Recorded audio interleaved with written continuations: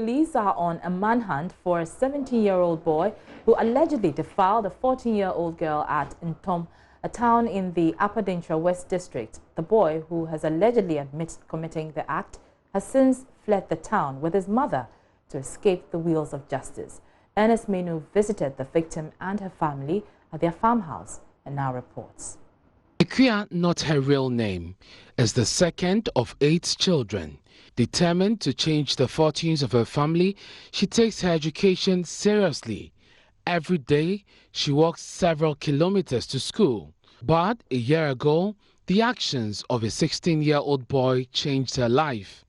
Denkyira was defiled and got pregnant.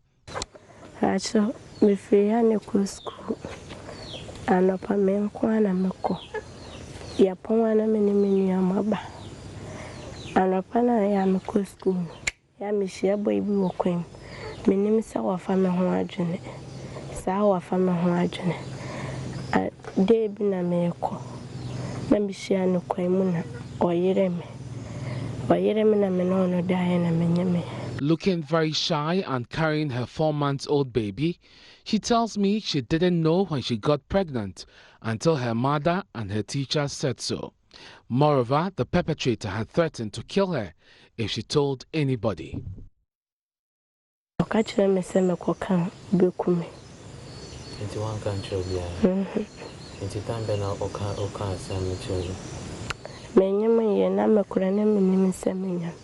My madam ne mame eneka sakura no maninka school manin sanso nka fie na me ya master ma madam skase confirm ko hospital no de me ko hospital no makase menya. Denkyira's father, Jonathan, says he reported the issue first to NGO World Vision Ghana, the police, and then to the Social Welfare Department, where the perpetrator took responsibility for the pregnancy and promised to take care of the child. But that would be the last time he would set eyes on him. And I say, me fan call associate with it. I want to call ya for a boy no one back. And the area lawyer, and I will kill later at the Amma Wessian phone. And I'm going to boy and back, bray. And I call ya almost say a same tea. Uma default and tea, Omagi to say Umbafia until Umbafia banana a bar fino. I do our cheek beyond Maha, and I'm a sound call. Until Miss Uncle and Tomnona, almost a boy named Mamma, winning hope. Until in a sound called for Mamma, almost a million, yan, woman yet. Until Middle Muko a fino, and a mamma, or by, was a walk of fun barber. Nabana Obako Fana Bano, Woko, no so Aquacaho. Abapinde. Tambia never call I have here, and I will say, I haven't said until we know our vaccine. Meanwhile, the chiefs of Nton insisted some purification be done because it was a taboo to have any form of sex in the bush. According to them, failure to perform these rituals could result in the death of either the 14-year-old, her unborn baby, or both. Actually, now almost me Yamamrano, Membanaba. And I'm a quarter, almost a join, and I'm a quarter join, and a cocoa bark, and some got one. I bring in some, and I call ye. And the honor you call ye we and Membanaba woo. Until Wabba we will not sound boca. Ay sakano ama maame no a wo no nti wa ne ho yesia na mekoto aduro abra no na masam no ay sakano ba buru 15 million 15 Denkyira says every time she hears the cry of her baby, she remembers the pain she went through. To make matters worse, she's been stigmatized by her mates at school and some members of the community.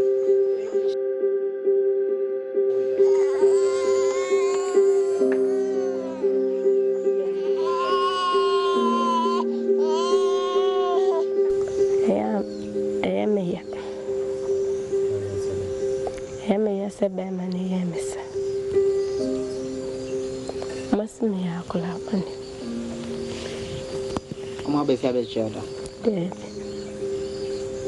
o de wa ko chiro mo de.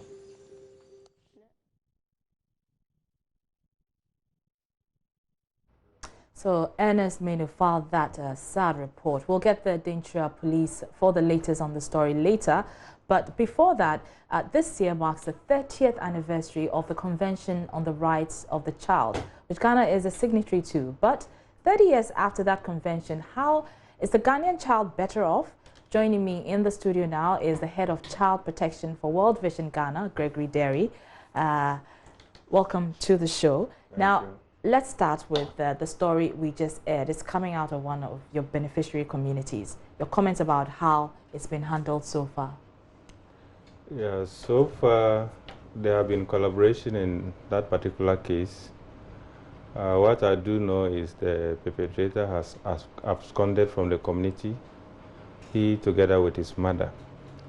The police have been on search to find him, and World Vision currently is working with the Department of Social Welfare together with the police to see how far we can get them. Because this is a clear violation of the rights of the 14-year-old girl. But from the literature, you also realize that it's another minor. So there are two minors in this case. And there's clear issue of child in conflict with the law. Okay, we don't want to say because he's a child, we endorse it. It is obviously a crime against humanity. The girl has to drop out of school, which means that her future is in jeopardy. And we wouldn't want that to happen to anybody's child or anybody's sister. So for us, we want to continue to work with the police to see how far we can together get this guy, bring him to book, and also work with the traditional leaders, because from what the father said, so much was required of him. It was the duty of the perpetrator to pay those rituals. But because they ran away from the community, he had to bear that cost. And having visited the community, this is a man who lives with his family of about 7. Okay, and they live in a hamlet in the cocoa farm, very far away from the community, where this girl have to commute every day over 5 to 6 kilometers in order to access basic education. So the family, by the nature of their settlement, they need support. Okay, they need support. So for us, we continue to work to strengthen all those systems. But this story is not the only one. It's, in fact, there's several stories like that out there, you know, and we've been signatory to this convention for more than 30 years. From where you stand as a child rights advocate, you know, what is your assessment of how we've, you know, our commitment to this convention? Yes, so I think Ghana has come far. If you go back as far back as 1989, I'm sure you realize a lot of changes. In the first place, let's look at the legal framework and the institutional regime. We never had a dedicated ministry responsible for children. But today we can boast of the Ministry for Gender, Children and Social Protection. And then we can boast on several laws that are meant to protect children. We have the Children's Act, we have the Juvenile Justice Act, and then we equally have our Constitution, which protects everybody and guarantees the freedom and rights of all of us. So for me, I think we have come very far. Most children, let me say, can enjoy education, can enjoy health, and can enjoy most social amenities that are available to us. And on that note, I would say we have come a long way, we have improved from what used to be the system or the case. Right. For you at World Vision, there are 5 major areas of child protection you focus on: physical and mental abuse, child labor and trafficking, child marriage and teenage pregnancy, online abuse, children in conflict with the law. Let's tackle them one by one. Cases of physical torture by parents or foster parents. Why do you think this persists? You know, the issue of torturing or physical abuse a lot of the times happen because of lack of parenting skills. Yeah, most parents think that the best way to correct a child is to either cane the child.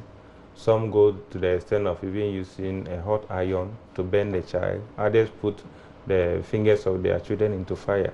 They think that is the best way to correct the child, but unfortunately not.